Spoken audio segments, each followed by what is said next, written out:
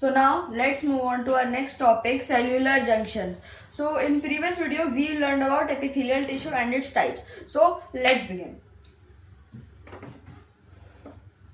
Cellular junction. So there are mainly three types of junction: tight junction, anchorage junction, gap junction. So first let's start with tight junction. Tight junction prevent leaks. मतलब leak को prevent करता है, बाहर से कोई अंदर ना आ पाए, अंदर से कोई बाहर ना जा पाए. एंकरेज, दूसरा एंकरेज, देखो यहाँ पर इसका मैंने ये वो लिख रखा है, क्या कहते हैं, हेडिंग या डेफिनेशन.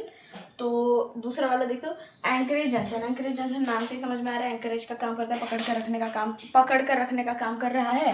ठीक है. उसके बाद ये जो है गोला गोला, इसको हम लोग डेस्मोसोम कहते हैं. डेस्मोसोम क्या करता है, कनेक्ट सेल टू सेल, मतलब सेल से एक सेल को कनेक्ट करता है. मान लो ये सेल 1, ये मान लो सेल 2, ये सेल 1 को सेल 2 से जोड़ कर रख रहा है ना. अगला देखो यहाँ पर एक और टाइप दे रखा है एंकरेज जंक्शन का ही, हेमिडेस्मोसोम. हेमिडेस्मोसोम क्या होता है, एंकर विद बीएम माने बेसमेंट मेम्ब्रेन. बेसमेंट मेम्ब्रेन क्या होता है, मैंने पिछले वीडियो में जैसे बेसल लैमिना बोला था, बेसल लैमिना ही बेसमेंट मेम्ब्रेन होता है. ठीक है, आगे बढ़ते हैं. उसके बाद देखो यहाँ क्या दे रखा है अपने को, ये वाला थर्ड वाला गैप जंक्शन. गैप जंक्शन को लीकी जंक्शन भी कहा जाता है. लीकी जंक्शन अब ये क्या करता है, लीक्स जाने देता है. अब आप कहो कि यहाँ पर तुमने टाइट जंक्शन लगाया, यहाँ पर तुमने गैप जंक्शन लगाया, ऐसा क्यों कर रहे हो. यहाँ पर कह रहे हो कि यहाँ लीक को प्रिवेंट करना है, यहाँ कह रहे हो कि लीक करना है, ऐसा क्यों. देखो इसका सिंपल सा रीज़न है. यहाँ ये इंटरसेल्यूलर है, मतलब सेल 1 और सेल 2 के ये बीच का है. ये इस चीज़ के बाहर का है, मतलब बाहर से कोई अंदर ना आए, घर के बाहर से कोई अंदर ना आए और घर के बाहर से कोई बाहर ना जाए. लेकिन घर में तो घूमते रहोगे ना, ऐसा. तो ये गैप जंक्शन करता क्या, मान लो यहाँ पर कुछ है तो यहाँ से इसको यहाँ जाना है, यहाँ है कुछ तो यहाँ से इसको यहाँ जाना है. तो इसके लिए एक दरवाज़ा टाइप का ये काम करता है कि इधर से इधर, इधर से उधर. ठीक है, आगे बढ़ते हैं. अब ये गैप जंक्शन के बारे में इंटरसेल एक्सचेंज मैंने लिख रखा है. बाकी helps in transport between cells. ठीक है, अगले टॉपिक पे बढ़ते हैं. जैसे कि मैंने बोला था एनिमल टिश्यू के 4 टाइप होते हैं: epithelial tissue, connective tissue, muscular tissue, nervous tissue. तो हम लोग दूसरे वाले टाइप पे पढ़ते हैं, कनेक्टिव टिश्यू. कनेक्टिव टिश्यू में मतलब इसका हम लोग फंक्शन देखते हैं. फंक्शन में क्या है, पैकेजिंग होता है मोस्ट अबंडेंट. जैसे कि मोस्ट अबंडेंट होता है सबसे ज़्यादा, है ना. तो मैंने पिछले वीडियो में जैसे कहा था, एक्सक्यूज मी, पिछले वीडियो में कहा था मैंने कि क्या कहते हैं, एपिथेलियल टिश्यू सबसे बड़ा मतलब टॉपिक वाइज मैं कहना चाह रहा था. ठीक है, तो मोस्ट अबंडेंट मतलब पूरे बॉडी में ये सबसे ज़्यादा मतलब है. ठीक है, अब इसके देखो कनेक्टिव टिश्यू में भी 3 टाइप है: loose connective tissue, dense connective tissue, specialized connective tissue. Loose connective में भी 2 टाइप है: एडिपोस, एरियोलर. इसमें भी इरेगुलर ब्ला ब्ला ब्ला ब्ला ब्ला ये सब दे रखा है अपने को. बाकी चलो तो इधर से स्टार्ट करते हैं, लूज कनेक्टिव टिश्यू. तो ये माइंड में आप अच्छे से देख लीजिए क्योंकि ये थोड़ा इंपॉर्टेंट टाइप का है. तो लूज कनेक्टिव टिश्यू में क्या दे रखा है अपने को, मैट्रिक्स ज़्यादा, फाइबर्स कम. मैट्रिक्स ज़्यादा, फाइबर कम है. देखो यहाँ पर मान लो मैं एक सेल ड्रॉ करता हूँ.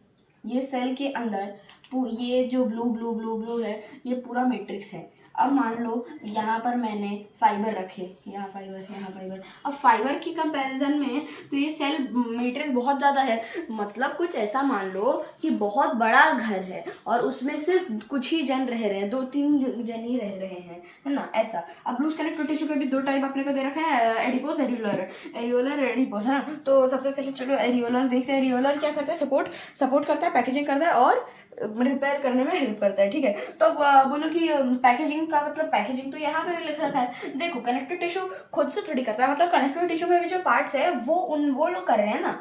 तो एरियोलर टिश्यू वो मेजर काम करता है, रोल करता है. जैसे एडिपोस टिश्यू क्या होता है, फैटी टिश्यू होता है. रेगुलर. अब टेंडन लिगामेंट क्या होता है, टेंडन तो बोन टू मसल कनेक्ट करता है. लिगामेंट क्या है, ये तो कनेक्शन का काम कर रहे हैं ये दोनों. Ligament bone to bone connect करता है. स्केलेटल, ये तो स्केलेटल हो गया, बोन, कार्टिलेज, ये सब के बारे में आप लोगों ने पहले भी पढ़ा ही होगा. और बाकी फ्लूइड में भी ब्लड, लिम्फ, ये सब भी पता ही है हम लोगों को क्या होता है. ठीक है, आगे बढ़ते हैं. एरियोलर में और क्या दे रखा है, provides framework to epithelium. Framework का मतलब तुम ऐसे रहोगे, वैसे रहोगे, यहाँ रहोगे, वहाँ रहोगे, मतलब तुमको ऐसे खड़ा रहना है तो खड़ा रहना है, ऐसे लेटना है तो लेटना है, ऐसा कुछ. ठीक है, स्लैंटिंग, स्लीपिंग, उस टाइप के पोजिशंस में. ठीक है, एडिपोस टिश्यू अगले में बढ़ते हैं. Act as an insulator of heat.